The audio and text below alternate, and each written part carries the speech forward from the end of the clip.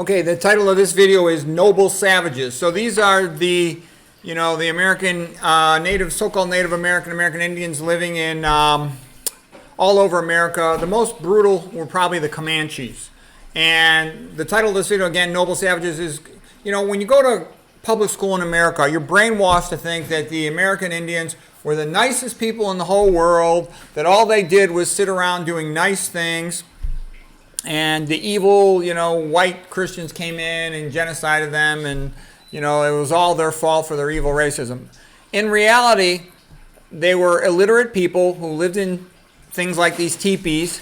They were great fighters. They actually fought off and on for over 250 years, from around 1600 to around 1850, actually more like around 1890.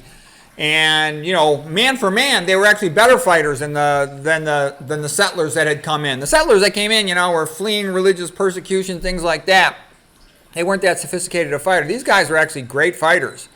And they were very well adapted to the environment. But they were brutal, okay? They owned slaves. They were constantly fighting with the other Indian tribes in America. They weren't just fighting, with the new white Christian settlers from England and stuff. They were constantly fighting amongst themselves, kidnapping women, taking people into slavery. And the other thing was, in a lot of these societies, in order to get status, you had to kill somebody from another tribe. So they wanted to kill somebody, and they wanted to scalp everybody, because if you scalp somebody, then you can bring their scalp back, and that's proof that you had killed somebody. And then you could dance around with it and stuff. And it was actually more prestigious to scalp women and children, because then you could prove that you were such a great fighter. You had broken through the enemy's defensive lines or had the stealth skills to get in there. So they were very brutal and savage and violent. And, there's this big exaggerated idea of the noble savage. Okay, I was reading some book about a guy who went to South America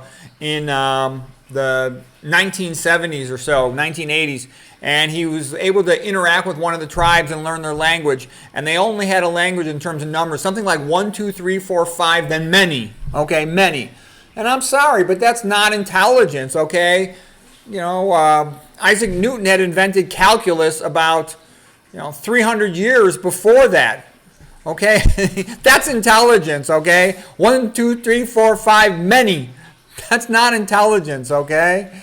Anyways, I'm going to put links to a couple videos about this. You can see for yourself, because I had read these things about him. I had read about Washington being so impressed by what great fighters the Indians were. The reason the Indians also eventually lost in their wars with the settlers was because they were just outnumbered. More and more settlers came from Europe, and also they started having better weapons. But initially, when it was more of a man-to-man, one-on-one thing, the American Indians were doing very well for themselves, and especially the Comanches. Everybody was afraid of the Comanches.